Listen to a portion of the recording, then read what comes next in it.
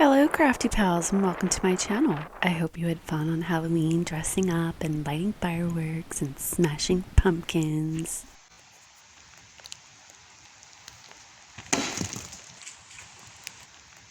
Passing through the beautiful fall season, which I think just doesn't last long enough, I also trust that you're appreciating the autumn sights and the chilly smells that go along with it. So I made my own version of a witch's bell. Typically hung on a door or in the doorway, it's a protection charm made to ward off evil from the home. But if you a sugar fiend like this girl, you'd make anything to thwart the plans of the ghouls who have crossed the thin veil into this earthly plane to steal your stash of heavily discounted Halloween candy. Please do like, subscribe, and join me to explore a little of my hometown in the south of Vancouver Island, where I collect the goods for a natural handcrafty tutorial. Cue the tunes. Enjoy. You are invited to a piece of the Victoria coastline. We gotta get over that edge to the beach. From the Dallas Road walkway, there's the way down. But before that, look at this cool twiggy thing. I've seen a few spread out over this area, and I just had to acknowledge the ambitious folk who made this curious decoration. Down the stairs to Fanyo Beach we shall go. I need some sea trees.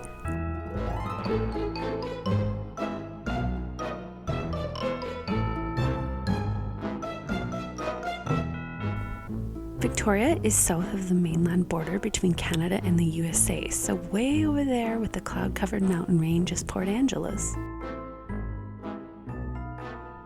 Well, looky here, lots to choose from. How appetizing. This is too dry though. It's better that it's wet. That's what she said. I said that. I need to be able to shape it. Ooh, what is that? I need this. I don't know what for yet. Must be the Cancer sun in me. We need a different locale for the other materials, so let's hit a part of the gardens. How's this for a dramatic yet uneventful stairway exit?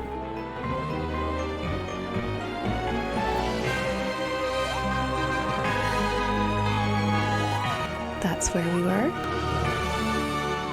And this is where we're going.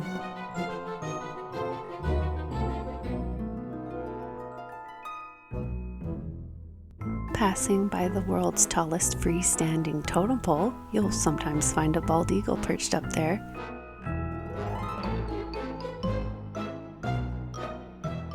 We are headed to Beacon Hill Park, bestest place in the whole city.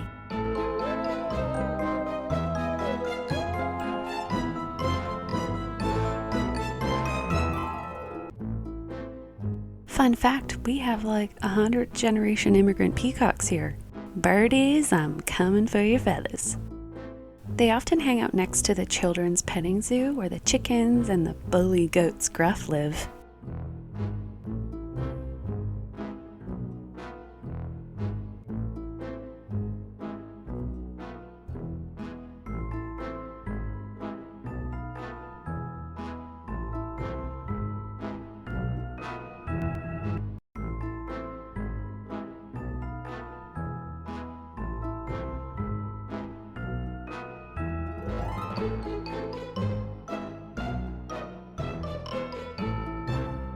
Why, thank you, gentlemen.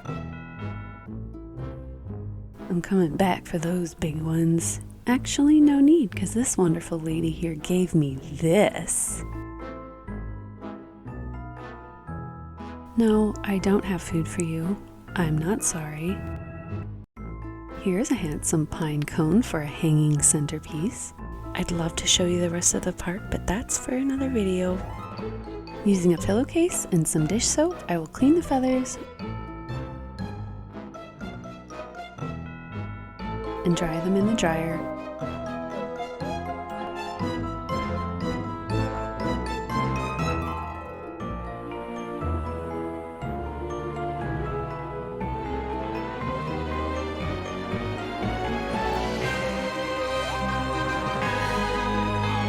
Lots to choose from to make a couple of feathery danglies.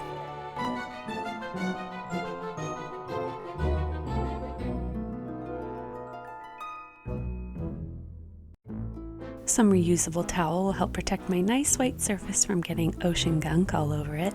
Here's a wine bottle to wrap the seaweed around. By the way, this is made up island here, and if you like a sweet white, just fabulous. The bottle will give it the nice round shape as it dries. I only ended up using the kelp, as you will see, but I will satisfy your curiosity about how the others turned out.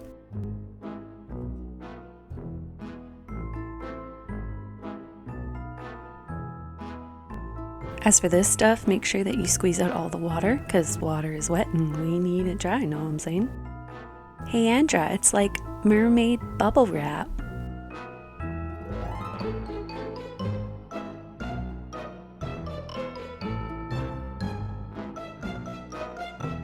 Three-ish days later. Honestly, I don't even. Good for something else. I really like how this one turned out though.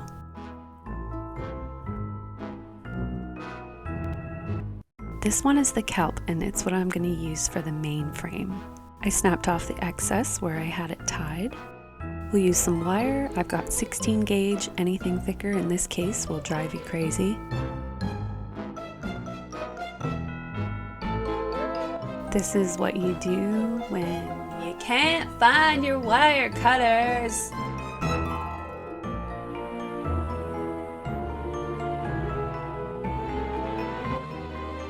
I like the raw, wildly look it gets from manipulating it by hand, but some pliers curl those edges under.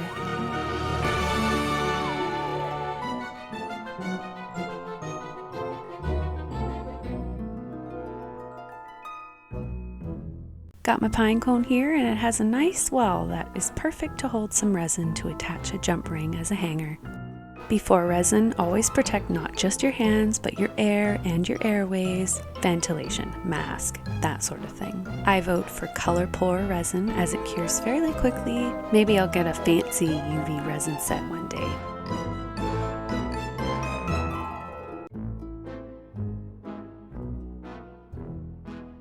I'll use some sticky tack to hold it upwards.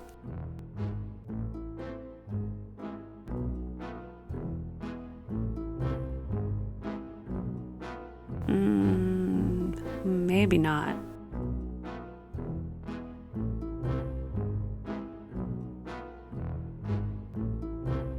Waiting a tad longer to cure would have resulted in much less viscosity because it was too thin and it drooped into the cracks that I didn't know were there.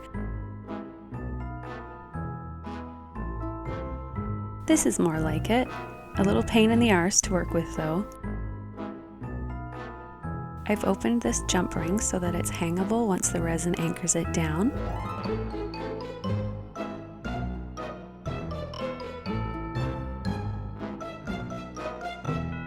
Time to make some charms! Now I don't have a clue what this is called and I'm too lazy to look it up. Take a random piece of dried leftover seaweed and use the resin as an adhesive. And I'll again recommend the sticky tack to hold it upright. Did the same with these feathers.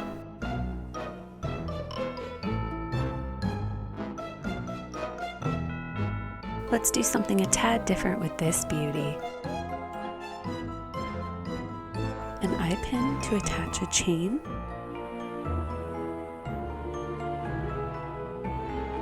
Still misplacing my wire cutters.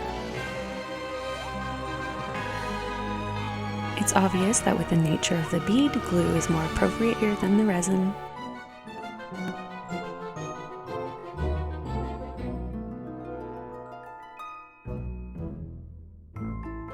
And another beaut. They're all so charming.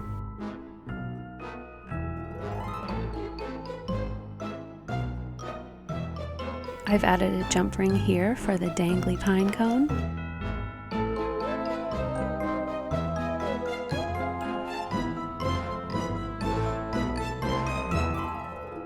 Ribbon dance!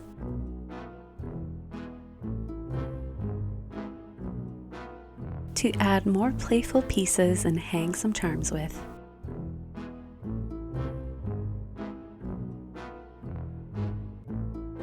and some chain for these.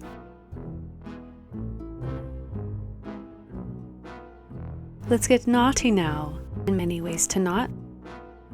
Some simple knotting and lark's head knotting in whatever fashion you like. Endless combinations.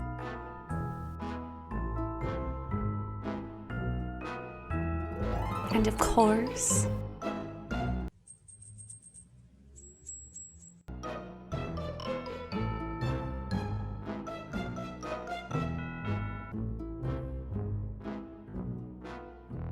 I like the phrase. It's consistent with wild, rugged booniness. And go figure, I didn't get enough jump rings, so I gotta go into my amassment of jewelry supplies.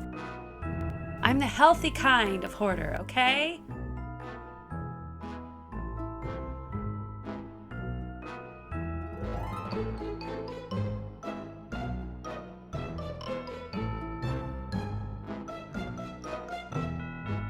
Something to hang it with.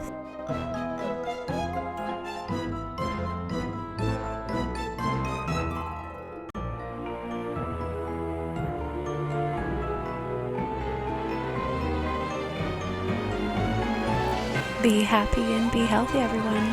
Thanks for watching, and I'll see you in the next one. Bye!